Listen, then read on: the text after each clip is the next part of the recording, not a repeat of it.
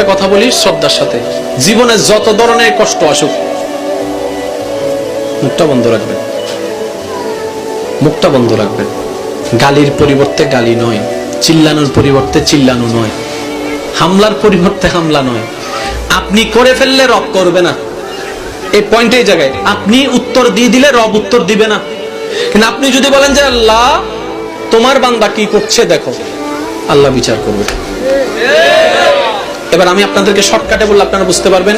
এমন অনেক ব্যক্তি আছে যার বাপ দাদা গরিব ছিল, কিন্তু তার আমলে এসে কোটি কোটি টাকা আছে না? কিভাবে? আপনারা শুধু এতটুকু বলবেন যে আল্লাহ দিছে। তা আল্লাহ দিছে কিভাবে?